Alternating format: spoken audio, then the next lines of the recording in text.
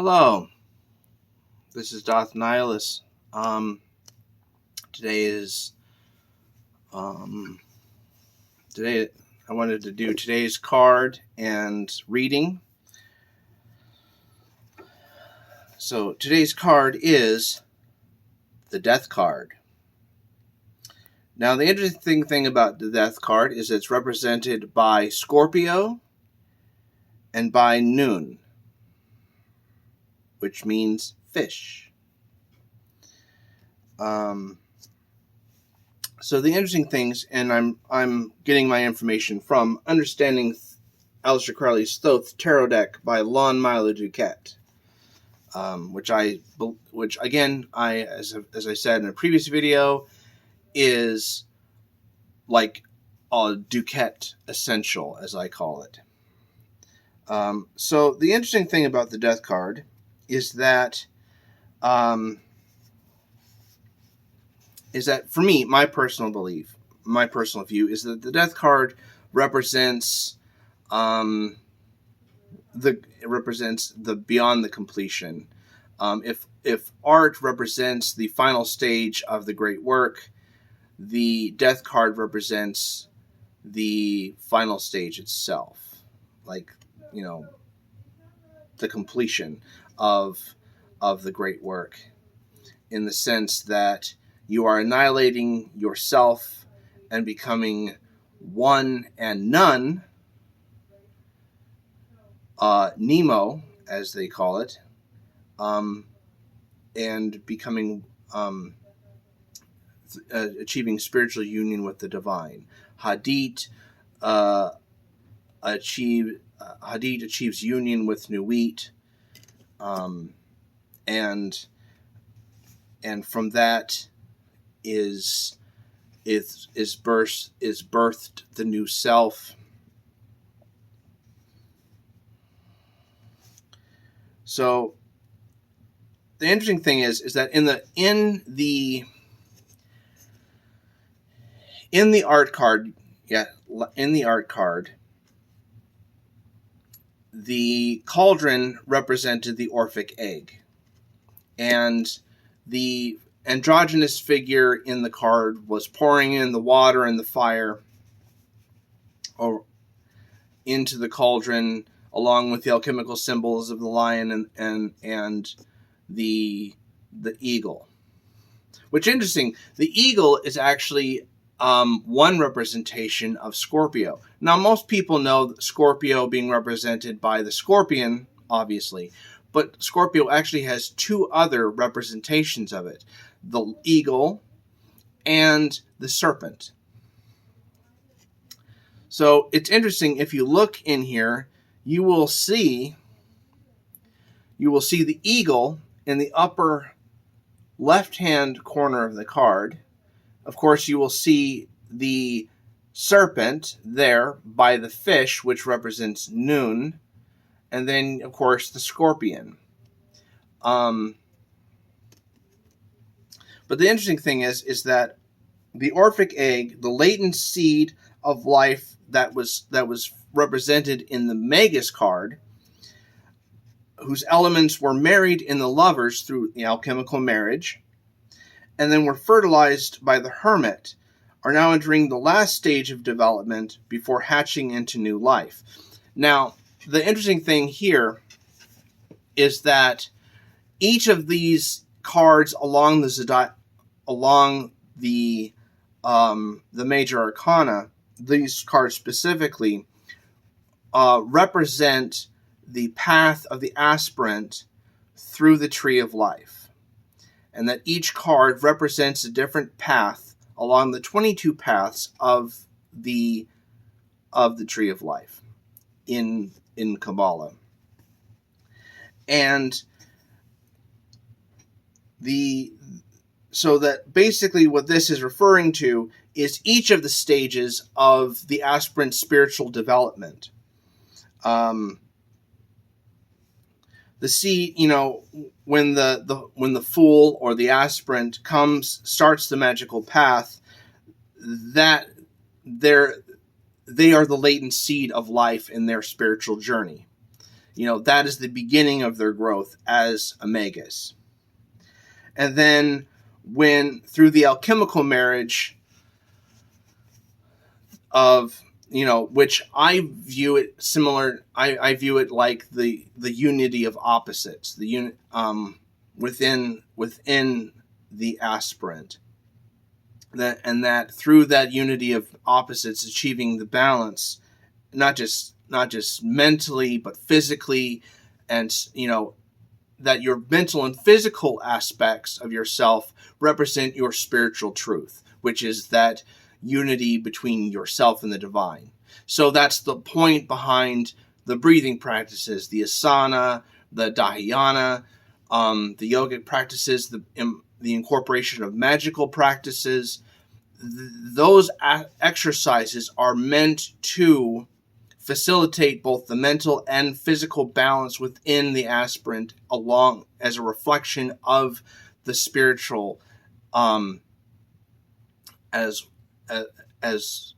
in connection with the spiritual truth of the aspirant in the spiritual union between themselves and the divine, or Hadit and Nuit.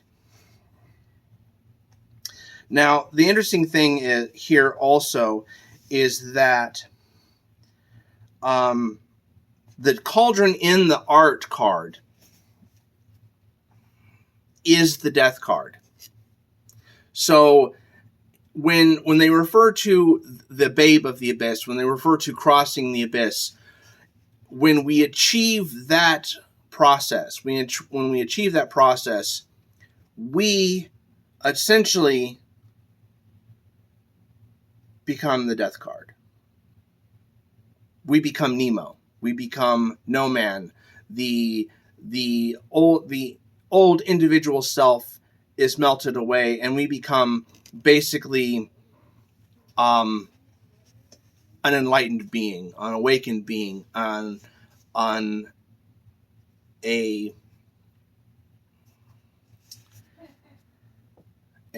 Magister Temple. We ascend to the new life, and through that fulfillment of the great work, we achieve a higher level of being. That all of our aspects are in turn balanced within ourselves, both spiritual, mental, and physical. Some quotes here. In alchemy, this card explains the idea of putrefaction, the technical name given by its adepts to the series of chemical changes which develops the final form of life from the original latent seed in the Orphic egg. My interpretation, my opinion, is that the Orphic egg represents the aspirant themselves along the magical path, along the tree of life. The lowest is symbolized by the scorpion, which was supposed by early observers of nature to commit suicide when finding itself ringed with fire, or otherwise in a desperate situation. This represents putrefaction in its lowest form. The strain of environment has become intolerable, and the attacked element willingly subjects itself to change. And that's basically the process of becoming a babe of the abyss, of achieving that new level of magical enlightenment, is that you are essentially committing spiritual suicide, in the sense that you are giving up. You are like Inanna, going through the different gates to the underworld, shedding each aspect of yourself that you hold on to, because these personal attachments that you have of yourself are in turn limiting yourself spiritually as you progress further and further up the tree and towards Da'ath. Through each of the paths along the tree of life, you are confronting a different aspect of yourself, in a sense. And so therefore, along each path, you are shedding the old you. And once you cross the abyss and achieve spiritual enlightenment, you come out the other side as completely a different person, a different thing. You and the divine are not separate anymore. You are the divine, and the divine is you, essentially. The serpent is sacred, lord of life and death. Its method of progression suggests the rhythmic undulation of those twin phases of life which we call, respectively, life and death. The highest aspect of the card is the eagle, which represents exaltation above solid matter. It was understood by the early chemists that in certain experiments, the purest, most tenuous elements present were given off as gas or vapor. So this card basically essentially represents, in my opinion, the completion of the great work. That if the art card represents the final stage, this represents its completion. So that said, I hope you liked my analysis or my personal view on that. With that said, I'm going to get in today's reading. It's a very short reading. Note, this book is true up to the grade of Adeptus Exemptus, VVVVV 8 in 3. The heart of Io dwelleth in ecstasy. Oh, I forgot to mention, this is Liber Arcanum, or Arcanorum. Sorry, Arcanorum. Anyways, the heart of Io dwelleth in ecstasy in the secret place of the thunders. Between Asar and Asi, he abideth in joy. The lightnings increased, and the Lord Tahuti stood forth. The voice came from the silence. Then the one ran and returned.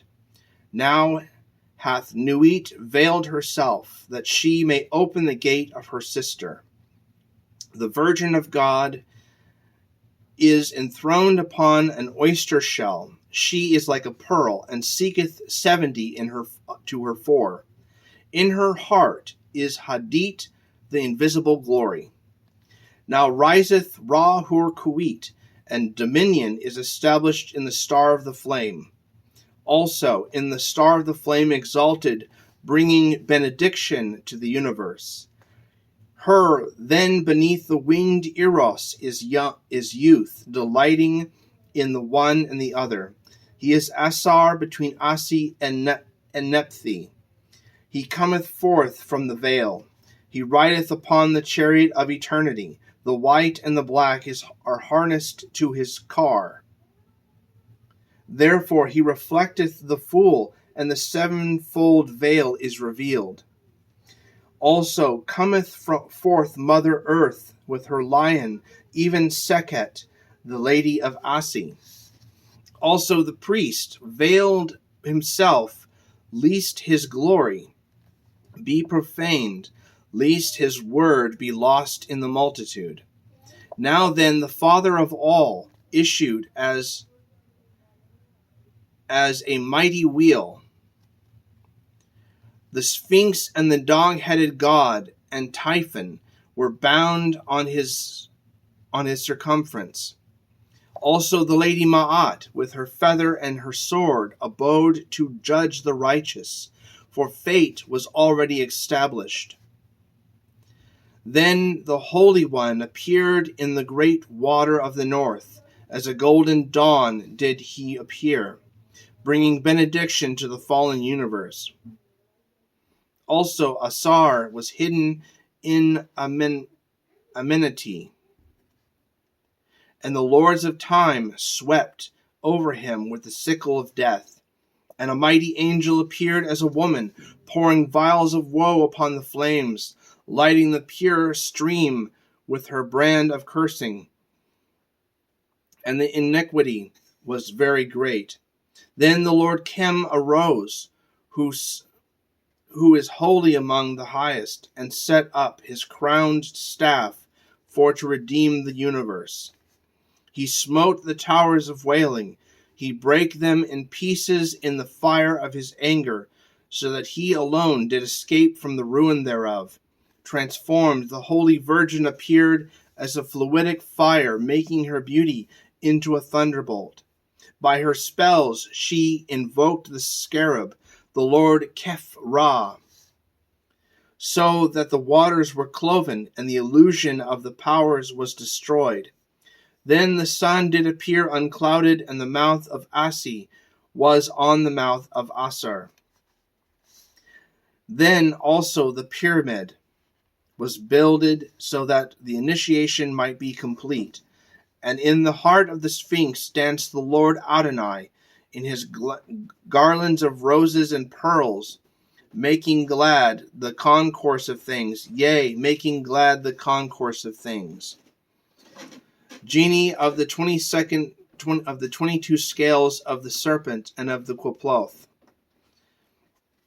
And here it has a list of different genie attributed, if you can see that, attributed to the Hebrew letters. The Kabbalah of the 9 chambers. Units are divine, the upright triangle. Tens reflected the averse. Hundreds equilibrated the hexagram, their combination. Light, here can be no evil. The Aleph, the hidden light. The wisdom of God, foolishness with men. Yod, the adept bearing light, the light and darkness and illusion. Kefra, about to rise, active and passive, dual current, etc. Action. The alternating forces in harmony. The contending forces, fluctuation of earth life, the twins embracing eventually glory of harmonized life under soul. The way, the higher self, the severe discipline of the path, the judgment of resurrection, 0, 0, and 5 and 6 rituals. Life, the mother of God, Ima, the son slain, the bride, the supernal sulfur purifying the water, purifying by fire, the infernal water, Scorpio purifying by putrefaction. This work is not complete, therefore there is no equilibrium. 6, harmony, the reconciler. This my understanding of this is that it's referring to the different paths along the tree of life and the different courses of the different courses in which the aspirant has to contend with. And I believe, from my understanding, that the higher you go up on the tree of life, that like Aleph, the hidden light, the wisdom of God, foolishness with men, of God, foolishness with men, the adept bearing light, the light and darkness and illusion. This represents the other side, the enlightened magus. So this is going from the top to the bottom of the tree of life. The reconciler below, lion and eagle. This work also unfinished. The powers birth, the powers of spiritual regeneration. The Zam as Osiris risen between Isis and Nephthys. The path, Diana above his head. The gross powers of generation. The force that represses evil, the force that restores the world ruined by evil.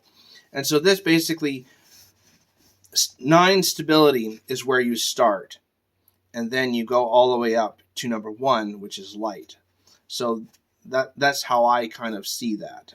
I might be looking at it wrong, But anyways, I hope you enjoyed this reading, and I look forward to, and I hope you're having a great day, and I look forward to talking with all of you tomorrow. Anyways, that said, this is Doth Nihilus, signing out, 156.93.